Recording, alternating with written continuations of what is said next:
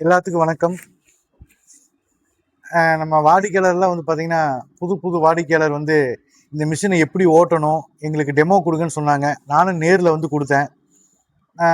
சில பேர் வந்து இப்போ லாஸ்ட் டைம் பார்த்தீங்கன்னா, உங்களுக்கு எல்லாருமே அமௌண்ட்டு கட்டி மிஷின் அனுப்பிச்சுட்டவங்களும் வாங்கினவங்களும் இருக்கிறாங்க. அவங்களாம் வந்து சார் எங்களுக்கு ஒரு வீடியோ போடுங்க, எப்படி ஓட்டணும், எந்த மாதிரி ஓட்டணும்னு சொல்லி ஒரு வீடியோ போடுங்கன்னு கேட்டிருந்தாங்க. நான் அதை காமிக்கிறேன். அதே மாதிரி வந்து பார்த்தீங்கன்னா, இது நூலை வந்து இந்த பேக்கெட் பண்ணி எப்படி சேல் பண்ணுறதுன்னு கேட்டாங்க. பாக்கெட் போட்டு வச்சுருக்கீங்க, இது எப்படி சேல் பண்ணணும்னு கேட்டாங்க. அதுவும் நான் கஸ்டமர் வச்சே இன்றைக்கி நான் வீடியோ போட்டிருக்கேன். வந்து பார்த்திங்கன்னா, இப்போது கும்பகோணத்துலேருந்து மிஷின் எடுத்துகிட்டு போயிருக்காங்க, அப்புறம் மதுரையிலேருந்து எடுத்துகிட்டு போயிருக்காங்க. அவங்களுக்கெல்லாம் வந்து நான் எப்படி ஓட்டணும் அப்படிங்கிறத வந்து நான் இப்போ டெமோ காமிக்கிறேன்.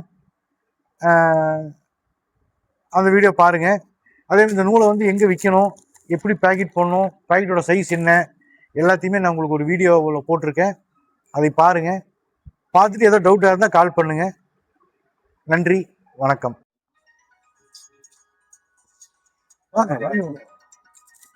சாவி இருக்கு.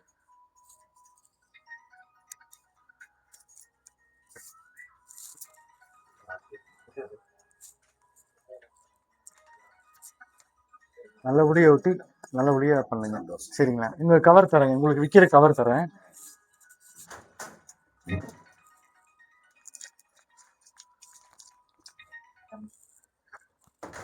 இது வந்து 100 கிராமுக்கு. இது வந்து சரிங்களா? இந்த கவர் 100 கிராமுக்கு. இதுல சிறுசு வாங்கினீங்கன்னா 50 கிராம் போட்டுக்குங்க. இன்னும் கொஞ்சம் பெருசு வாங்கினீங்க 150 கிராம். நீங்க அங்க போய் இது இன்ச்சு வந்து 6க்கு 6 நினைக்கிறேங்க இது. ஆமாங்க. நீங்க அங்க கடையில போய் கேளுங்க, அங்க என்ன பண்றாங்கன்னு. பையன் சும்மா தான் இருக்கிறாப்புல, நீங்க பையனை தாட்டி விடுங்க. ஏன்னா உங்க தொழில் தானே இது, தாராளமா பண்ணலாம், தப்பே கிடையாது. தம்பி போய் கடையில போய் ஒரு அப்படியே ஒரு மார்க்கெட்டிங் பண்ண சொல்லுங்க. ஒரு நாளைக்கு ஒரு கடைக்கு போய் பார்த்து. இப்ப நான் எப்படி தெரியுமா தம்பி, இங்க காஞ்சி ரோட்ல நான் ஒரு 100 கடைக்கு போயிருக்கேன். இப்ப இல்ல, ஃபர்ஸ்ட் 100 கடைக்கு போனா 5 கடைக்காரன் தான் வாங்குவான், மீன் கடை வாங்க மாட்டான். ஏன்னா இவரு போட்டிருக்கிறாரு. நான் எப்படி பண்ண போறேங்கிறது அவங்களுக்கு தெரியாது. நான் எப்படி பண்ண போறேன்னு தெரியாது. இப்ப திடீர்னு இவங்ககிட்ட வாங்கிட்டு எங்கிட்ட வாங்கினா நான் பண்ணாம விட்டுட்டு என்ன பண்றது? சலிக்கவே கூடாது தம்பி இந்த தொழில. சலிச்சோம்னா நம்ம ஜெயிக்க முடியாது. இது வந்து போதும் உங்களுக்கு அப்படின்னு தொழில் அம்மா அப்பா பண்ணி கொடுத்துட்டாங்க. நீ ஜெயிக்க போறது உங்க கையில தான் இருக்கு. நான் வந்து இட்லி சுட்டு தம்பி. நான் ஸ்கூலுக்கு போகும்போது இட்லி கொண்டு மார்க்கெட்ல கொண்டு வித்துட்டு, பல்லடம் மார்க்கெட்ல போஸ்ட் எங்க அம்மா இட்லி போட்டு கொடுக்கும், வச்சு போட்டு நான் போவேன். ஆமா, இல்லைங்க, என்னதான் இப்ப நம்ம கொடுக்குற பசங்களுக்கு நம்ம கொடுக்கறதுதான் நம்ம இப்ப இருந்தே பண்ணணும். நாங்க எப்படி மார்க்கெட் பண்ணலாம்? நீங்க போய் கடையில போய் கேளுங்க, என்ன பாக்கெட்ல அவங்க பண்ணிட்டு இருக்கிறாங்கன்னு கேளுங்க. என்ன நானா இப்ப நீங்க நல்லா உதறி கிளீன் பண்ணி தான் கொடுக்கணும். இப்ப எங்ககிட்ட நாங்க கிளீன் பண்ணிடுவோம், நீங்க வந்து நல்லா கிளீன் பண்ணிக்கோங்க. நல்லா கிளீன் பண்ணி கொஞ்சம் வேஸ்டேஜ் போனாலும் பரவாயில்ல, நல்லா கிளீன் பண்ணி சுத்தம் பண்ணீங்க. கிளீன் பண்ணி வேஸ்ட் வச்சு நீங்க சும்மா கொடுங்க. நீங்க 100 கிராம் வந்து 50 கிராம் கொடுங்க, 7 ரூபாய்க்கு கொடுங்க, தப்பு கிடையாது. ஃபர்ஸ்ட் ஸ்டார்டிங் புடிங்க. 7 ரூபாய்க்கு 6 ரூபாய்க்கே கொடுத்தா தப்பு கிடையாதுங்க.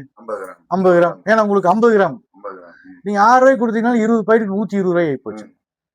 இப்ப நீங்க எங்கிட்ட கொடுக்க உங்களுக்கு 40 ரூபாய் வச்சு வருதுங்க. அதே மாதிரி நீங்க 50 கிராம் போட வேண்டியது இல்லை. கவரே வந்து உங்களுக்கு நீங்க 40 கிராம் போட்டீங்கன்னா போதும். கவரே உங்களுக்கு 10 கிராம் வந்துடும். 5 டு வந்துருங்க. நீங்க 48 கிராம் அந்த மாதிரி வந்துருங்க. 40 கிராம் நூலு போட்டு கவரோட சரி 48 கிராம் வந்துருங்க.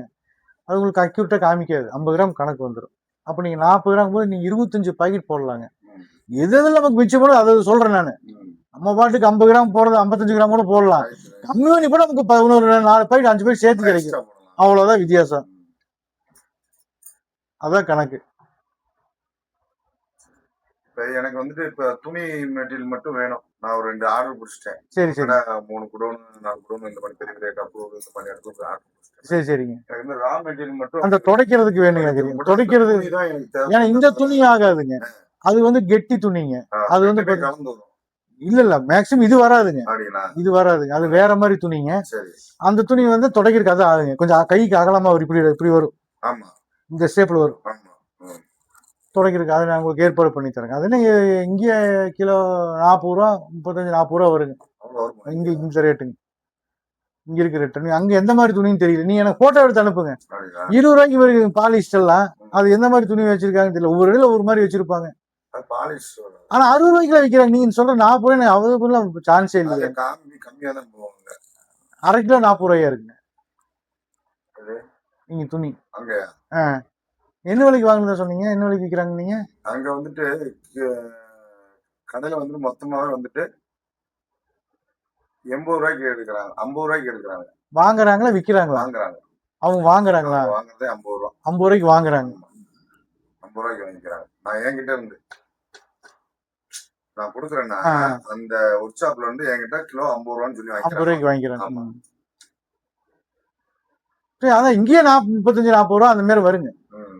அவ்வளோ நம்ம ஒரு கிலோ 5 ரூபா தான் வைக்க முடியும், 5 ரூபா 10 ரூபா தான் வைக்க முடியும். டிரான்ஸ்போர்ட் செலவு இருக்குல்ல. ஆமா அது இருக்கு. சிவகாசி அனுப்பணும் நானு. சிவகாசியில தூத்துக்குடி அனுப்புறோம். அங்க துறைமுகத்துக்கு அங்கதான் நம்ம நூல் போகுது. ஆமா ஹார்பருக்கு கூட நம்ம நூல் தான் போகுது. வாரம் 30 பண்டல் போகுது. அந்த நூல் இல்லாம என்கிட்ட துணியா கேட்டிருக்காங்க. துணியா கேட்கறாங்க. 2-3 சமையல கேட்டிருக்காங்க. நீங்க நூலை கொடுத்து பழகுங்க. நூல் வாங்க மாட்டாங்க. சும்மா நீங்க சேம்புறதுக்கு நீங்க துணி கொடுக்குறாங்கல்லங்க, நீங்க அவங்களுக்கு 100 கிராம் பாக்கெட் கொடுங்க. தம்பி ஒரு 1/4 கிலோ பாக்கெட்டு பெட்ரோல் பங்க்ல ஒரு நூல் மாதிரி கட்டி அந்த சிப்ஸ் பாக்கெட் கட்டி தொங்குறாங்கல்ல, குடல் பாக்கெட்டு அந்த மாதிரி கட்டி தொங்குடுங்க. காசு அப்புறம் வாங்கிக்கன்னு சொல்லிடுங்க. 1/4 கிலோ பாக்கெட் 30 ரூபா. ஒரு 10 பாக்கெட்டு ஒவ்வொரு பெட்ரோல் பங்கு கட்டி தொங்க விட்டுருங்க. கண்டிப்பா 2 நாள்ல ஒவ்வொரு பங்க்லயுமே வாங்குவாங்க. 1/4 கிலோ பாக்கெட் 20 ரூபாய்க்கு தான் வாங்குவாங்க. 30 ரூபாய்க்கு நூல் சொல்றேங்க நான். நூல் துணி வந்து 20 ரூபா வாங்கணும் பாக்கெட். அது வாங்கிச்சு 1/4 கிலோ வந்து நூலை வாங்கி நீங்க கட்டி தொங்க விட்டீங்கன்னா, ஒரு 10 பாக்கெட் ஒவ்வொரு பெட்ரோல் பங்க்லயும் கட்டி கட்டி தொங்க விட்டுட்டீங்கன்னா, நீ வித்துட் பண்ண கூட சொல்லிடுங்க. நம்ம விளம்பரப்படுத்தாதான் தெரியுங்க. எல்லாமே அப்படித்தான். எல்லாமே விளம்பரம் தான். கிருஷ்ணா பனியனு, பூமக்ஸ் பனியன்லாம் வந்து டிவியில போறதெல்லாம் நமக்கு தெரியுது. இல்லைன்னா தெரியும். திருப்பூருக்குள்ள 1008 கம்பெனி இருக்குது. அதை விட பெரிய பெரிய பனியன்லாம் குவாலிட்டியானதெல்லாம் விளம்பரம் தான் எல்லாமே. நீங்க கட்டி தொங்குடுங்க, எல்லாம் ஆட்டோமேட்டிக்கா வாங்குவாங்க.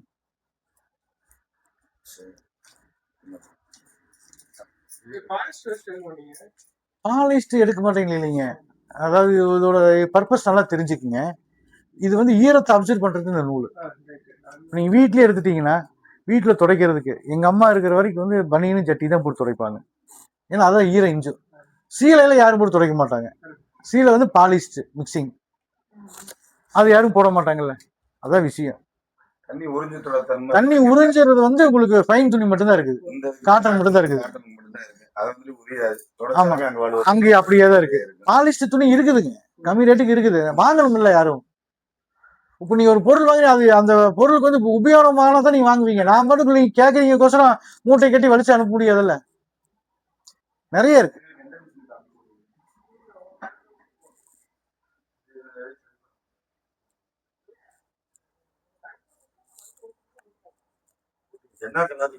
இல்ல ஒரு மிஷின் அவங்களுக்கு எடுத்து ஓட்டி செக் பண்ணி காமிச்சு அவங்க பண்ணிக்கலாம். சரி ஓகே, அது பண்ணி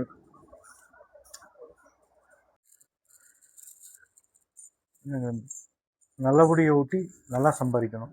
சரியா, வாங்க எப்படி ஓட்டுன்னு காமிச்சிடுறேன்.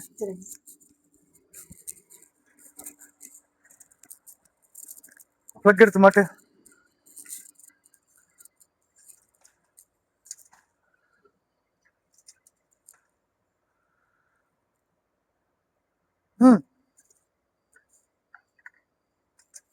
அப்புறம்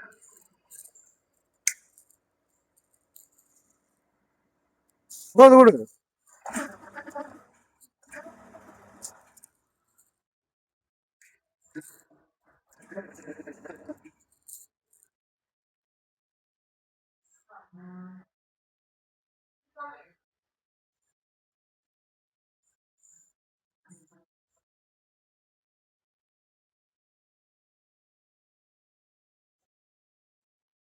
என்ன இதெல்லாம் எல்லாம் எடுத்து வச்சிருக்கணும்ல. இவ்வளவு பெருசு வேண்டியதில்லை. கத்திரிக்காய்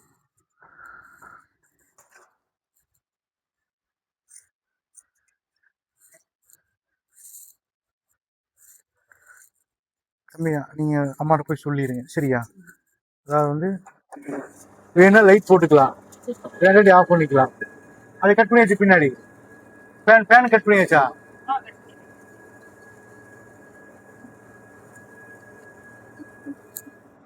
பக்கத்துல ஓட்டிக்கலாம் தம்பி, மேல ஓட்டக்கூடாது. துணி வந்து இங்க ஒரு துணி ஓட்டிக்கலாம், இங்க ஒரு துணி ஓட்டிக்கலாம். 2 துணி ஒன்னா ஓட்டக்கூடாது. 2 துணி ஒன்னா ஓட்டினா வேஸ்டேஜ் வந்துடும். சரியா, ஆமா.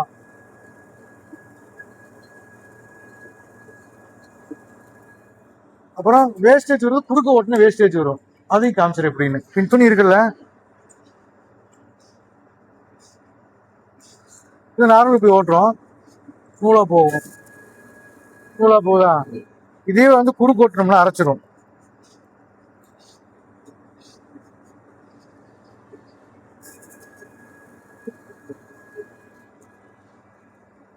நூலா போகுதா, இது குறுக்கு ஓட்டுறேன், தெரியுதா. இந்த மாதிரி ஓட்டினா வேஸ்டேஜ் வரும். ஆமா, இது மட்டும் வந்து நீங்க கரெக்டா பாத்துக்கங்க. நூலா மட்டும் ஓட்டுறது சொல்லி கொடுத்து தெளிவா சொல்லி கொடுத்துருங்க. எதுவா இருந்தாலும் வந்து லைட் வந்து ஆஃப் பண்ணி ஆன் பண்ணிக்கலாம், சரியா, ஒன்றும் பிரச்சனை இல்லை. எதுவா இருந்தாலும் வந்து ஏதோ ஒரு டவுட்டா இருந்தது அப்படின்னா பேக் பண்ண. இது வந்து நம்ம ஏதோ நூல் சிக்கிருச்சு, இந்த நூலை எடுக்கணும் அப்படி ரிவர்ஸ் கூட இதுல வந்துடும். வந்துருச்சா, நம்ம கை விட்டு எடுத்துக்கலாம். எந்த டவுட்டா இருந்தாலுமே அவங்க நம்பர், ஆபீஸ் நம்பர் கொடுத்துருக்கேன், நீங்க அதை கேட்டீங்க. இது வந்து பாத்தீங்கன்னா 2 நம்பர் இருக்கும் பாருங்க, மேல உள்ளது அவங்க நம்பர், கீழே உள்ளது என்னோட நம்பர். 2 நம்பர்ல எதா இருந்தாலும் கூப்பிட சொல்லுங்க. ஏதோ டவுட்டா இருந்தா ஒரு போட்டோவோ ஒரு வீடியோ எடுத்து அனுப்பிச்சிட்டிங்கன்னா இதுக்கு இந்த பிரச்சனை, இது பண்ணணும்னு சொல்லிடுவாங்க, சரியா.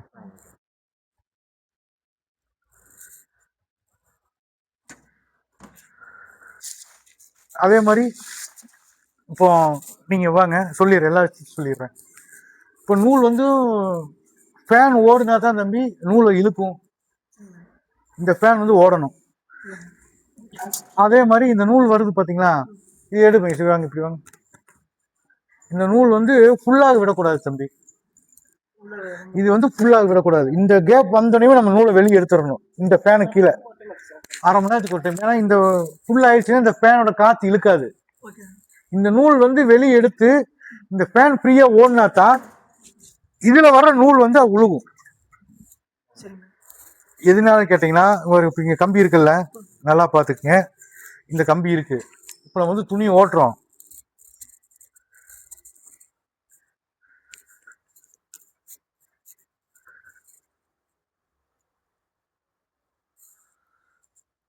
ஏன்னா சின்ன சின்ன மிஸ்டேக் தான், இதெல்லாம் வந்து கரெக்டா பண்ணலினா போயிடும். இப்போ வந்து இப்போ துணி உள்ள விடும்போது பின் துணி இருக்கு, நார்மல் இப்படித்தான் விடும், இப்படித்தான் உழுகும், சரியா. விழும்போது என்னன்னா இந்த உள்ளுக்குள்ள இருக்கிற வீல சுத்திக்கும். ஃபேன் ஓடிச்சுன்னா இப்படி இழுத்துட்டு போயிடும். ஃபேன் சுவிட்ச் இப்படி இருக்கு, தெரியுது உங்களுக்கு நான் சொல்றது, புரியுதா. அதாவது இப்படி உழுகிற நூல் வந்து ஃபேன் ஓடும் போது இப்படி போகும், அந்த காத்து இழுக்கும், அப்படியும் அந்த கம்பியில சுத்தாது. இதுதான் விஷயம். சொல்றது புரிஞ்சா தம்பி. தம்பி ஃபேன் இது ஓடல அப்படின்னா நீங்க ஓட்டும் போது நூல் வந்து இப்படித்தான் விழுகும். துணி இப்ப நீங்க ஓட்டுற துணி வந்து, துணி ஓட்டுறீங்களா, இந்த நூல் வந்து இப்படி விழுகும், நேருக்கு நேரா விழுகும். நேருக்கு நேரா விழுகும்போது என்ன ஆகும், இந்த கம்பியில சுத்திரும்.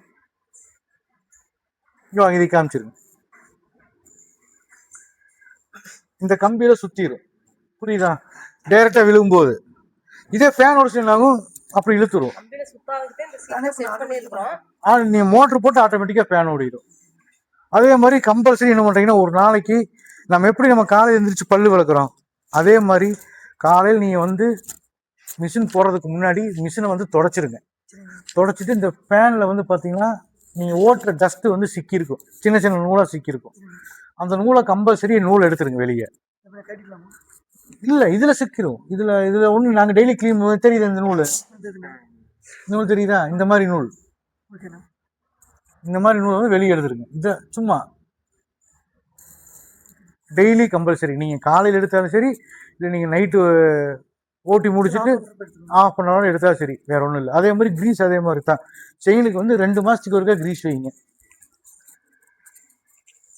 செயினுக்கு 2 மாசத்துக்கு ஒருக்கா கிரீஸ் வைங்க. ஏன் கிரீஸ் எது வேணாலும் போடலாம், சட்டுக்கு போற கிரீஸ் வேணா எது வேணா போடலாம். கிரீஸ் போட்டீங்கன்னா போதும், வேற ஒன்றும் தேவையில்லை தம்பி.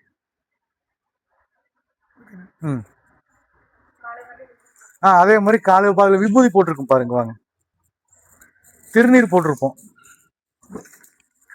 போட்டிருக்கா, இது வந்து திருநீர். டெய்லி காலையில் நீங்க ஓட்டும் போது திருநீர் போடணும். திருநீரே தெரியுமில்ல, திருநீர் தெரியுமல்ல? கும்பகோணத்துல இருந்து இது கூட தெரியல. எப்படி திருநீர் எதுக்காக போறதுன்னா பரபரன்னு இருக்கும். பரபரக்கும் அது நூல் துணி ஒட்டாது. இந்த நூல் வந்து இதுல ஒட்டிக்கும். அந்த திருநீர் போட்டோம்னா கொஞ்சம் ஈஸியா இருக்கும். உள்ளுக்குள்ளுக்கிறதெல்லாம் வந்து கொஞ்சம் நல்லா ஹார்ட் ஆகும். அப்ப எதுவும் போகாது. உள்ளுக்குள்ள ரப்பர் இருக்கும். ஓட்டும் போது தூவி விட்டு ஓட்டணும். என்ன தம்பி நூலு பிரிச்சல வைக்க வேண்டியது இல்ல. ஒரே கலரா அப்படியே பேக் பண்ண வேண்டியதான். நீங்க வந்து தனித்தனியில பிரிக்க வேண்டியது. கலரா இருந்தா அட்ராக்டிவா இருக்கும். திருநீர் போட்டுக்கணும் தம்பி, சரிதானே? புரிஞ்சதில்ல? அவ்வளவுதான். சரி, மிஷினை பேக் பண்ணிரு.